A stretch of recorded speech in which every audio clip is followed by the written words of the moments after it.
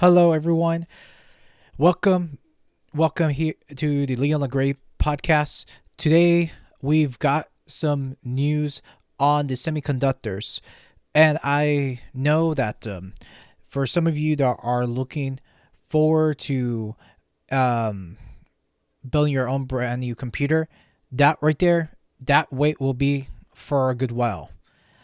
And I will say that with everything that's been going on with the geopolitical issues and what's been happening on the tech side, also, this is going to be a good segment to go over on the semiconductor story, especially what's been happening with the whole alienation with the last 2 months, 3 months or so, with everything that's been going on and a lot of crazy things within our world. And I wanted just to point out right there, as the news that continues to develop, we're going to see more of this chaos fueling in. And that's going to be a story we're going to go and talk about today, which is the semiconductor sanction paradox. And this is where we're going to start talking about this there too. On today's show, that's what we're going to start off and hit up here on today's podcast, episode 245. Let's hit it, let's roll it, and let's begin the show.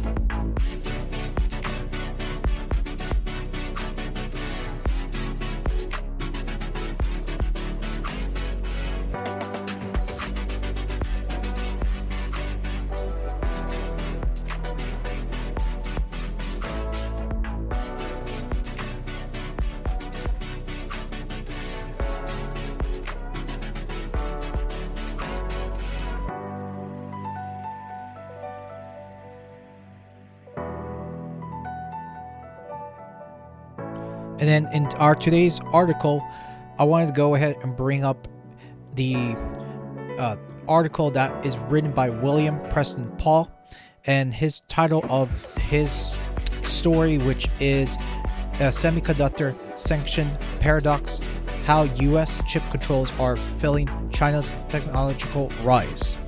On William Preston Paul's article starts out: the race for semiconductors is the new arms race.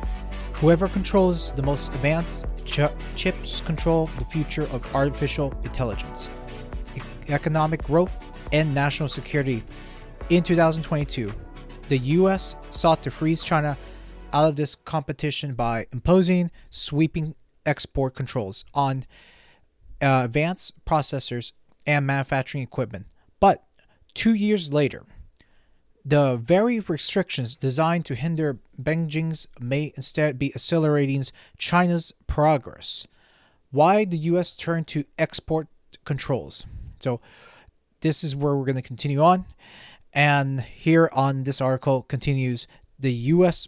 policymakers established semiconductor export controls in response to concerns regarding national security related to Chinese companies such as Huawei, issues identified in global chip supply, China's during the COVID-19 pandemic, and efforts to apply controlled U.S. leadership in semiconductor chip technology development.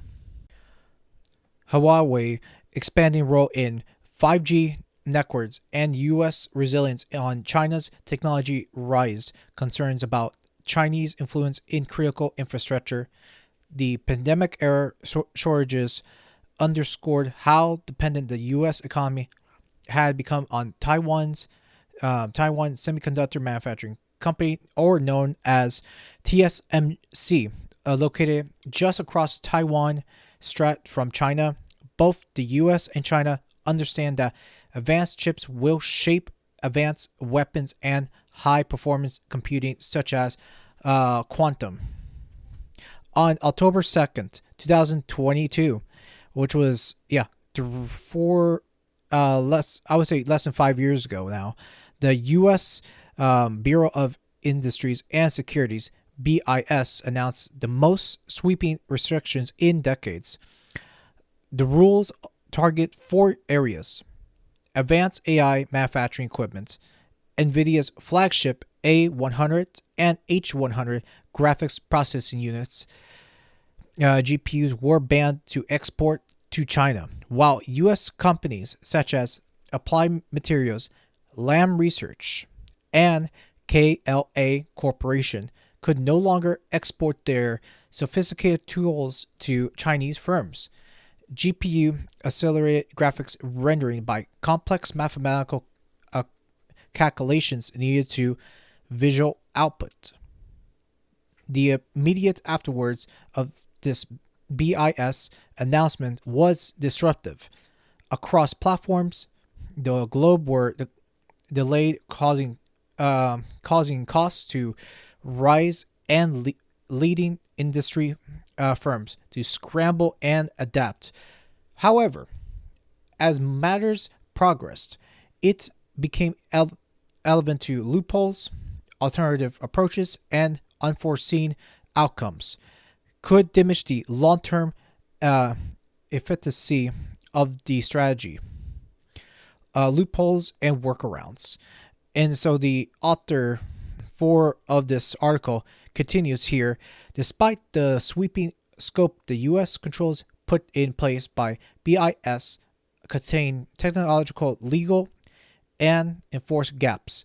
Regulators initially focused on chips, specifications such as interconnect speeds and performance thresholds, which left places for firms to design around restrictions while still delivering near advanced compatibilities.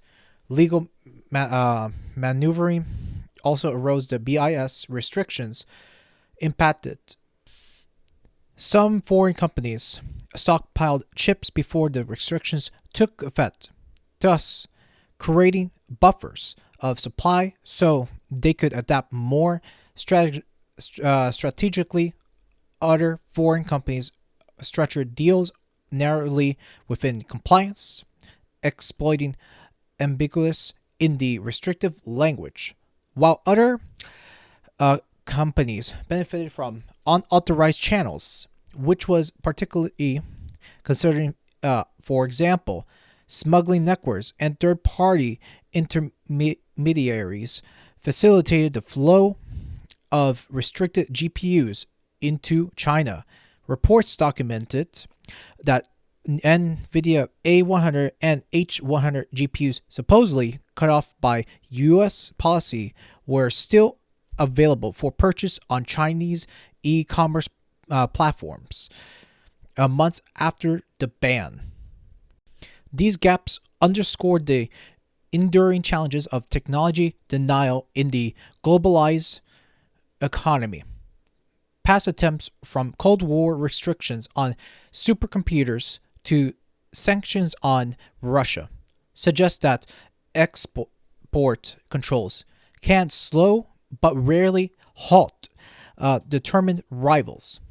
China's scale, resources, and state coordination made it particularly adapting to and circumventing U.S. export restrictions.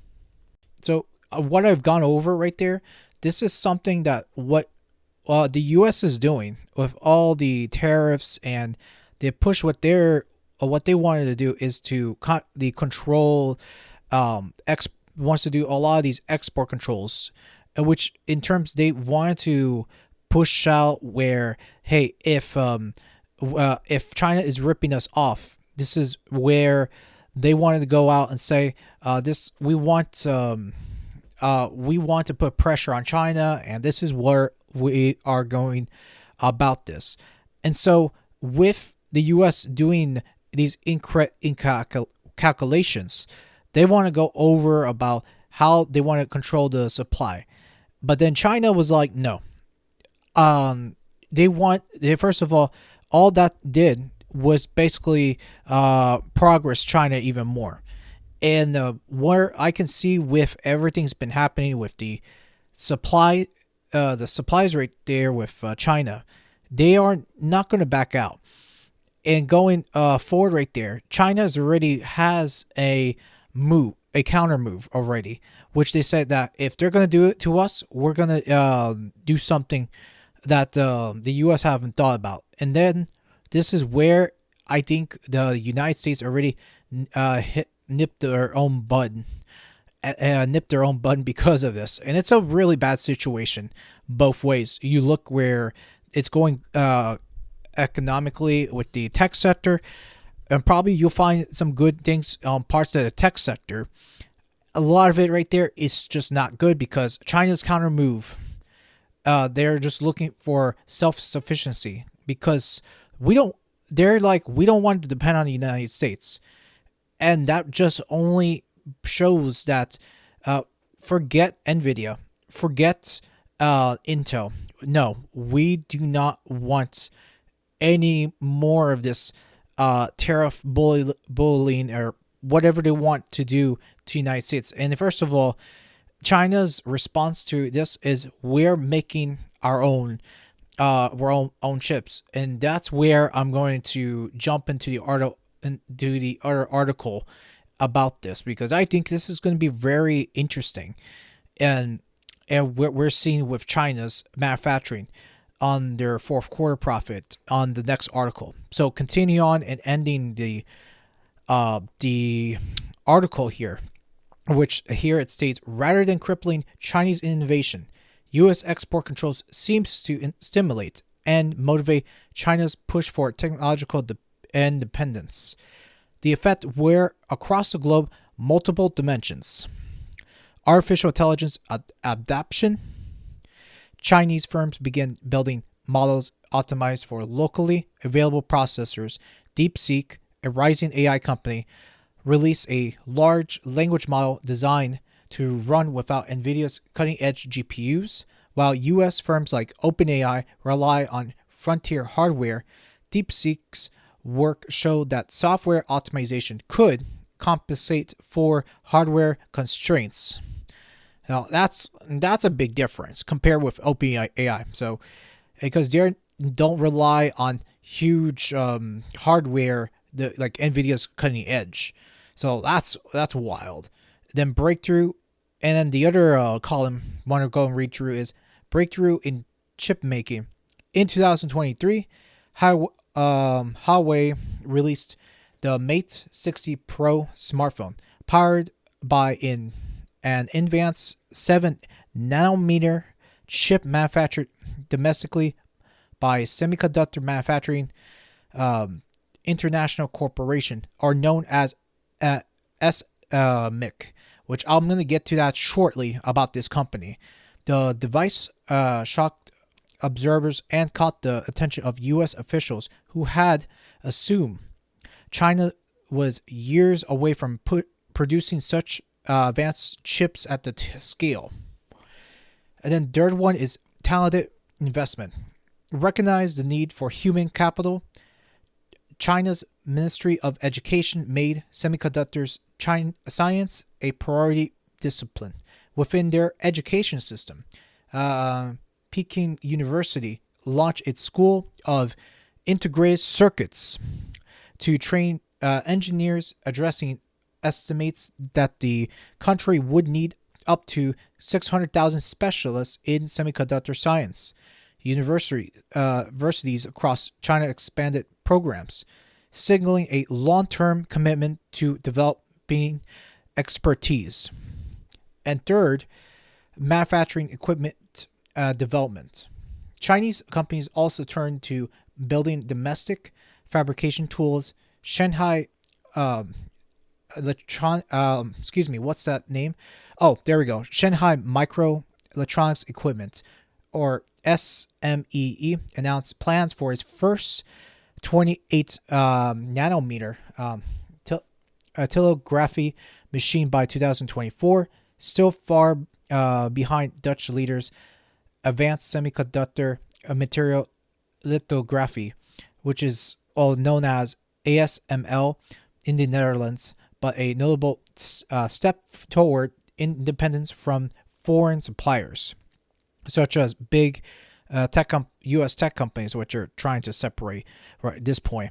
I mean, you got the Dutch, and then you have China. So let that sink in right there. Look who's leading the way as far as semiconductors. And I don't think it's going to be that too far off as far as we're seeing this too, as far as the big growth that's concerned. Then number 4 that is pointed up into this article, which says massive government funding. Perhaps the most striking was China's infusion of state capital. In May 2024, Beijing launched a 47.5 billion semiconductor investment fund, more than double its previous record. Intuitive in 2014, the fund reinforced Xi Jinping's broader ambition for China to achieve technological self-reliance and global leadership. Overall, these developments resulted in measures intended to restrict China's access to advanced technology, coinciding with an increase of its domestic technological mobilization. The global stakes. Yeah, so this is where I'll tell you right now with this article, it's just a very interesting read. I'm not going to read the whole thing going forward because it is quite of a read right there, going over about this article. But if you guys have a chance and you guys can read it on your own time, and I'll put the link down in the description so you guys have the time and day to go over this too, because it tells you China's dominance is very close, right? And where I remember I've had this conversation a few months ago where I've mentioned something like, especially where with China, where they're at, they are leading the world right now as far as electronics. It's not Japan, it's not the United States. It is China right now too, leading the semiconductor dominance. While the United States had its dominance, right now you're seeing this over on China's camp, because it just tells you this is China in the 21st century right now.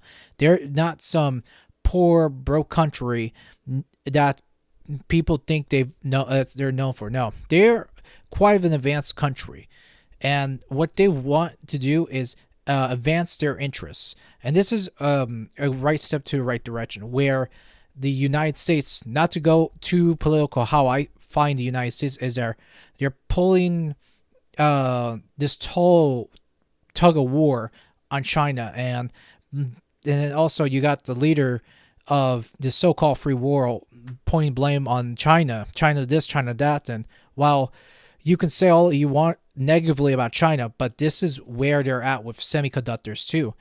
And the U.S. dominance is not like it is, and they're trying to find out ways to push people and say, oh well, we need to broaden our strategy, which they'll never do. Intel won't. AMD, I likely doubtful about AMD's position, and besides, and we're gonna read more on China's SMIC right now, and what they've done in the last couple days back. And this is another one I wanted to read because this is going to be very interesting.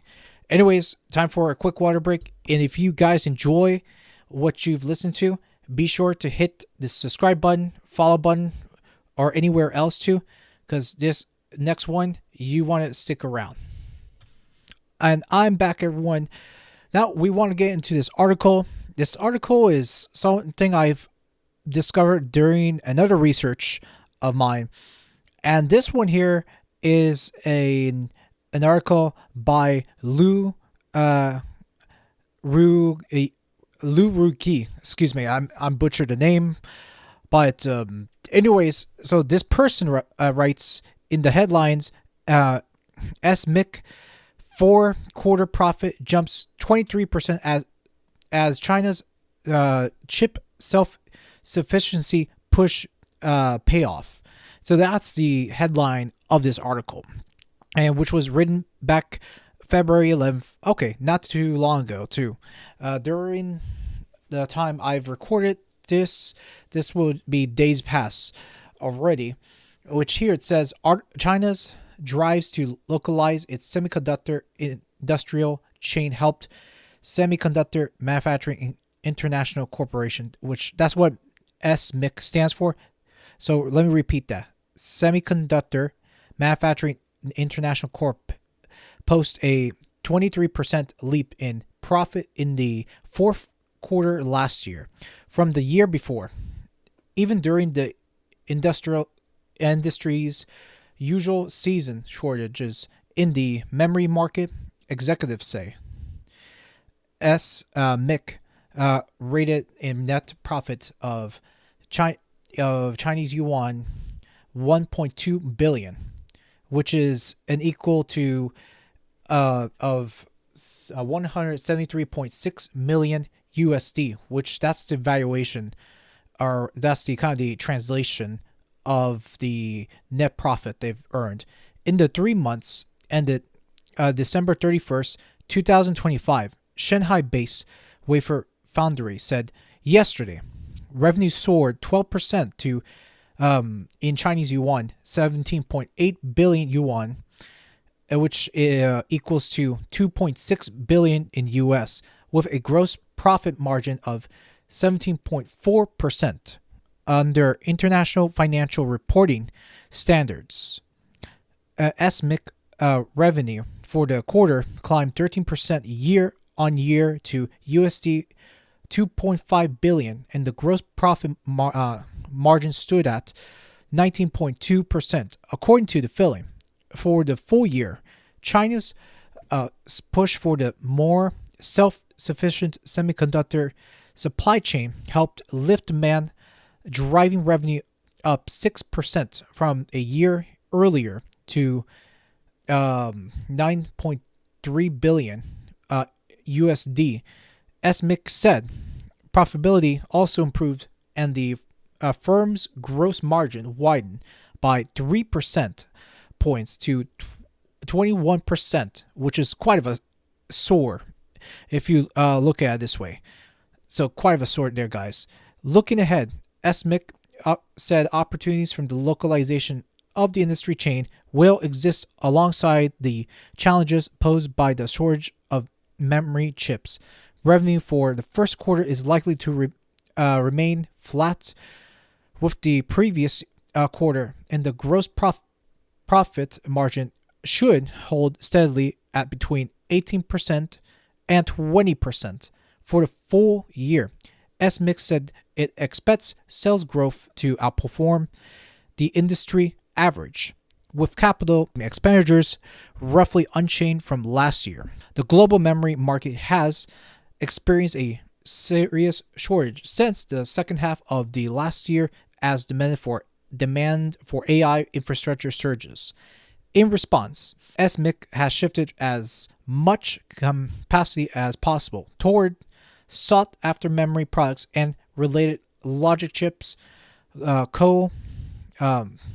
Chief Executive Officer Zhao Haiyun said in the earnings call today, demand for circuits linked to data transmission and edge AI is also picking up. Over the past couple of months, strong AI demand for memory has squeezed supply for other end markets such as smartphones.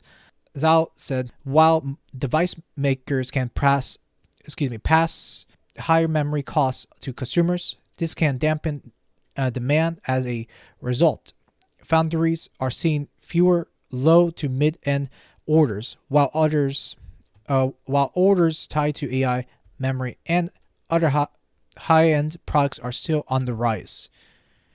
Looking ahead, demand for AI investment is likely to stay strong for some time, which will keep high broad with memory for AI data centers in short supply for the next few years, Zhao said. By contrast, the consumer memory shortage for mobile phones and computers could start to ease in the third quarter this year, which will take some time right there. So, this is where I wanted to go over on this article for a moment. Now, I didn't know if I wanted to talk about it through my podcast via video or just speak upon this via the audio, but I figured I was much better reading this format through audio.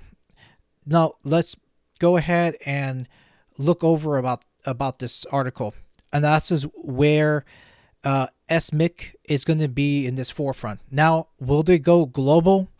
I'm not sure at all, but something to consider is that we have a lot more happening because of SMIC in the scenes, and this is serious business right now too, and we're seeing this push everywhere, and SMIC will be likely if there will be consumers coming out from everywhere else.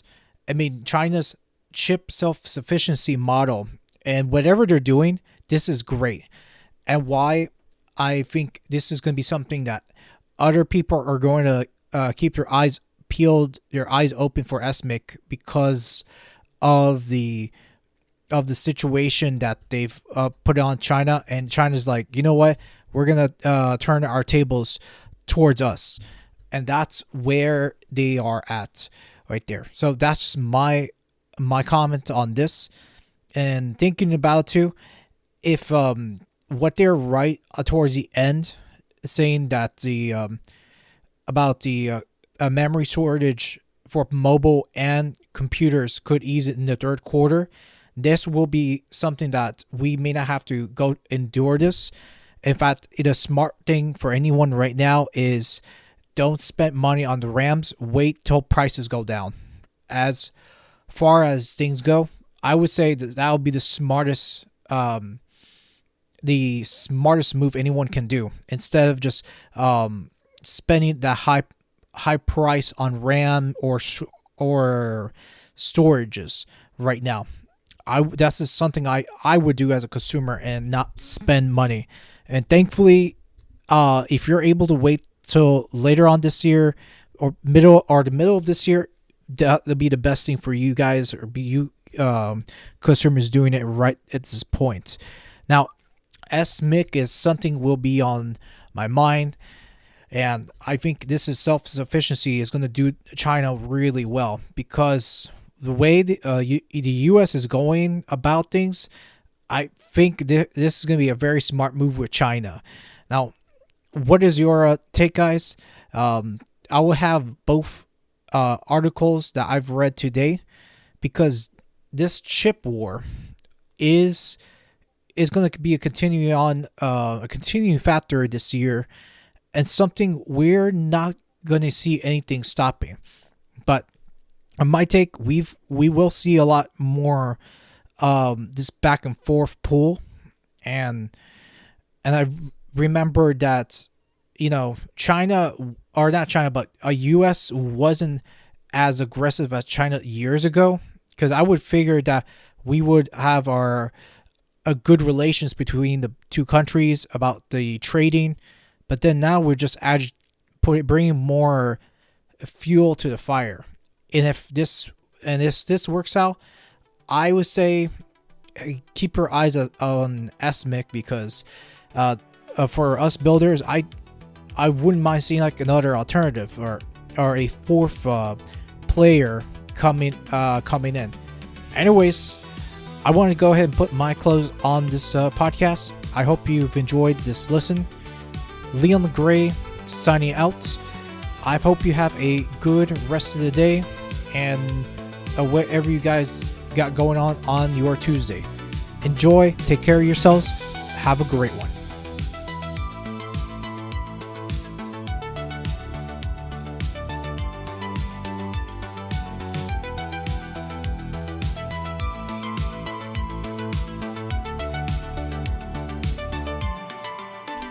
thanks again for listening to the podcast. If you want to listen to more on my podcast, be sure to subscribe to me. My podcast releases on Mondays, Wednesdays, and Fridays, and sometimes Saturdays, whenever I do get around to uploading. So thank you again for the long support. Be sure to follow me or subscribe to me through your podcast services of your choice, like Apple, Spotify, Deezer, PodTrack, and much, much more. Have a good day, everyone. See you in the next episode. Bye.